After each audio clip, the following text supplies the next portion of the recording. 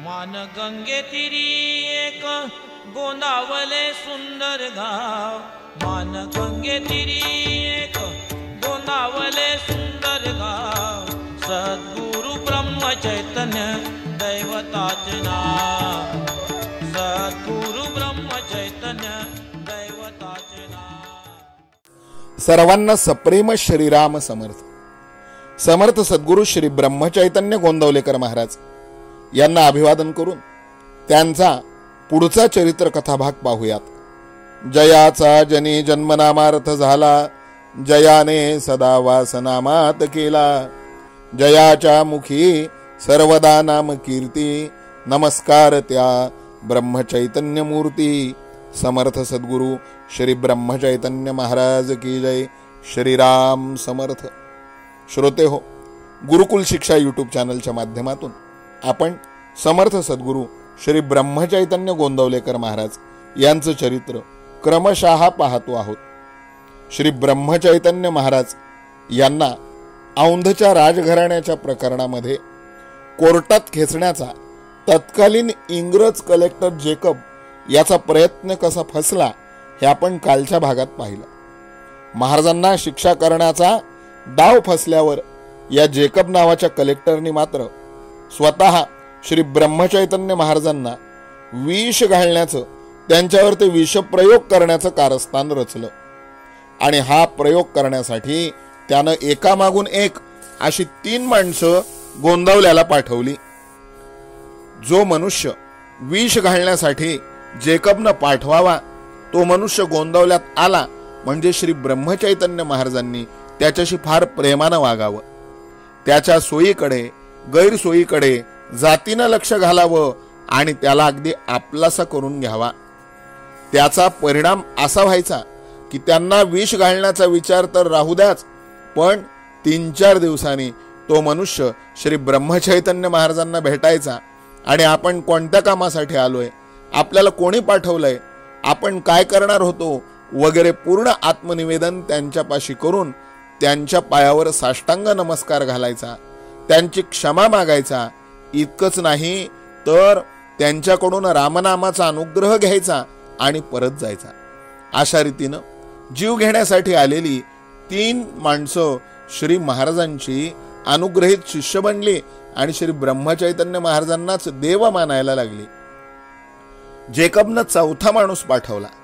हा जो 4था आला तो मात्र खरा होता आणि आपलं काम करणारा होता, यात काही शंकाच नाही। त्याच्याबरोबर देखील श्री महाराजांनी आपलं वागणं अगदी पूर्ववत ठेवलं। 2 दिवस राहिल्यावर 3ऱ्या दिवशी त्यांनी आपला प्रयोग करायचं ठरवलं। श्री ब्रह्मचैतन्य महाराज, भाऊसाहेब केतकर, आप्पासाहेब भडगावकर, आणखीन 2-3 माणसं या सगळ्यांना त्यांनी आपल्याकडे प्रसादाला बोलवलं। तो कोण मनुष्य आहे आणि कशासाठी आला आहे याची कुणकुण काही लोकांना आधीच लागली होती। श्री महाराजांनी त्याचं आमंत्रण स्वीकारलं। दुपारी 12 वाजता त्यांनी ताट वाढून रामाला नैवेद्य पाठविला। श्री महाराजांनी तो नैवेद्य रामाला दाखवू दिला नाही। श्री महाराजांनी तो नैवेद्य जमिनीमध्ये पुरून टाकण्याकरता मंदिरातल्या मंडळींना बजावून सांगितलं। स्वतः महाराज जेवायला निघाले तेव्हा ते म्हणाले की माझ्याबरोबर तुम्ही कोणी येऊ नका, मी एकटा जातो आणि पटकन जेवण करून येतो। त्यावेळेला भाऊसाहेब केतकर म्हणाले, रामाचा नैवेद्य आपण पुरून टाकायला सांगता, आम्हाला तिकडे येऊ नका म्हणता, मग आपण तरी एकटे का जाता? यावर श्री महाराजांनी उत्तर दिलं, भाऊसाहेब मी जेवायला नाही गेलो तर त्याचं अंतःकरण दुखावेल म्हणून जाऊन येतो। राम आपला पाठीराख आहे, तुम्ही स्वस्थ बसा। श्री महाराज जेवायला गेले। त्या माणसानं त्यांना अन्नामध्ये सोमल नावाचं विष मिसळून खायला घातलं आणि महाराज देखील बिनतक्रार जेवले। 1 तासांनी मंदिरामध्ये परत आले। परत आल्यावर त्यांना विलक्षण शोष पडू लागला, म्हणजे त्यांचा घसा कोरडा पडू लागला आणि महाराजांच्या पोटामध्ये भयंकर आग निर्माण झाली। हा हा करून ते ओरडू लागले आणि सारखं पाणी मागू लागले। 5-10 मिनिटांनी त्यांनी जवळपास ओंजळ भरून वेलदोडे मागून खाल्ले, तरी पण त्यांच्या पोटातली आग काही केल्या शमेना।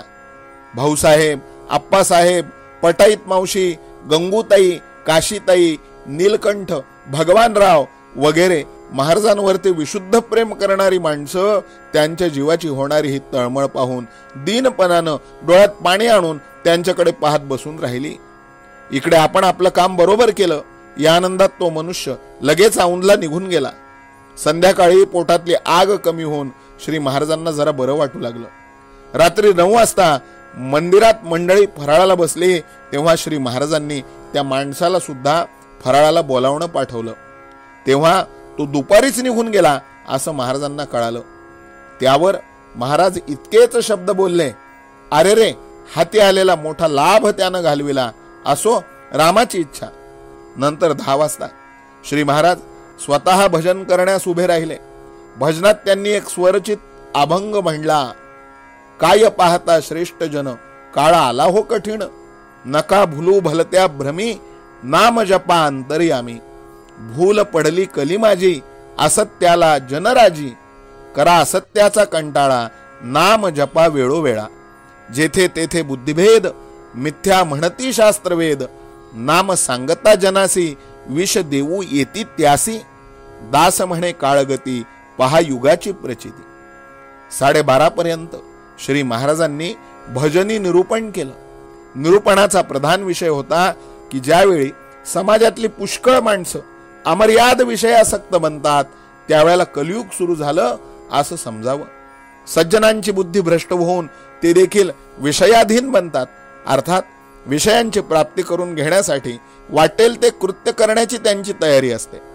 अशा प्रसंगी भगवंताच्या नामाचं महात्म्य जो सांगेल त्यावर कठीण प्रसंग हे यायचेच यायचे, पण परमात्मा सांभाळतो अशा निष्ठेने जो राहील तो प्रत्येक संकटातून सही सलामत पार पडेल यात शंकाच नाही. म्हणून प्रत्येकाने नामाला चिकटून असावं. यानंतर श्री महाराजांना दम्याची व्यथा सुरू झाली, ती शेवटपर्यंत राहिली. श्री महाराजांच्या चरित्रामध्ये पुष्कळ अघटित प्रसंग आहेत, पण वयाच्या 65व्या वर्षी समजून उमजून विष प्राशन करण्याचा हा प्रसंग पाहिला म्हणजे हलाहल विष प्राशन करणाऱ्या भगवान श्री शंकरांची आठवण आल्या वाचून राहत नाही. भगवंताच्या नामासाठी प्रसंग पडल्यास विष प्राशन करण्याची सुद्धा तयारी ठेवणं हे खरं नामावरचं प्रेम आहे आणि ही खरी भगवंतावरची निष्ठा आहे. म्हणूनच श्री महाराजांचं आणि भगवंताचं नाम लोकांना सांगण्याकरता श्री महाराज योग्य होते. श्री ब्रह्मचैतन्य महाराजांनी नामाच्या सामर्थ्यानं विष देखील पचविलं तरी देखील नाम घेण्याचं सोडलं नाही आणि नामानुग्रह करण्याचं सोडलं नाही. आपण सर्वजण खरोखर भाग्यवान आहोत की आपण अशा सद्गुरूंकडून नाम घेतो आहोत, त्यांच्या संप्रदायामध्ये राहून त्यांचं नाम जपत आहोत.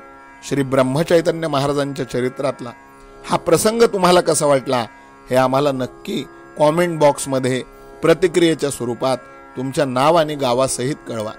श्री महाराजांच्या चरित्रातले आजवरचे अनेक प्रसंग तुम्हाला जर पहिल्यापासून ऐकायचे असतील तर गुरुकुल शिक्षा यूट्यूब चॅनलवरची श्री ब्रह्मचैतन्य गोंदवलेकर महाराज या नावाची प्लेलिस्ट आहे. या प्लेलिस्टची लिंक या व्हिडिओच्या डिस्क्रिप्शनमध्ये दिलेली आहे. ही प्लेलिस्ट ओपन करा आणि पहिल्यापासून आतापर्यंतचे सर्व भाग जरूर ऐका, अनेकांपर्यंत पोहोचवा. श्री महाराजांच्या चरित्रातून कोणाला काय बोध मिळेल आणि कोणाचा कसा उद्धार होईल हे सांगता येत नाही. म्हणून हे चरित्र जास्तीत जास्त लोकांपर्यंत पोहोचवा. यानंतर येणाऱ्या भागांचं नोटिफिकेशन प्राप्त करून घेण्यासाठी आपलं हे गुरुकुल शिक्षा यूट्यूब चॅनल सबस्क्राईब करा, बेल बटन दाबा, ऑल हा पर्याय निवडा, म्हणजे यानंतर येणाऱ्या भागांचं नोटिफिकेशन आपोआप तुमच्या मोबाईलवर प्राप्त होईल. उद्या बरोबर दुपारी 11 वाजता पुन्हा महाराजांच्या चरित्रातला पुढचा कथा प्रसंग आपण या यूट्यूब चॅनलवरून आपल्या नित्याच्या प्रथेप्रमाणे प्रसारित करूयात. तोपर्यंत आजचा हा भाग महाराजांच्या पायावरती, रामरायाच्या पायावरती वाहूयात आणि म्हणूयात सप्रेम श्रीराम समर्थ. समर्थ सद्गुरु श्री ब्रह्मचैतन्य महाराज की जय. जानकी जीवन स्मरण जय जय राम.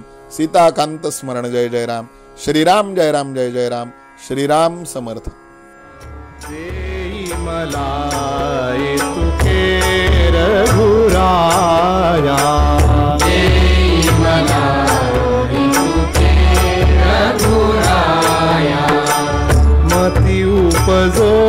तुझी या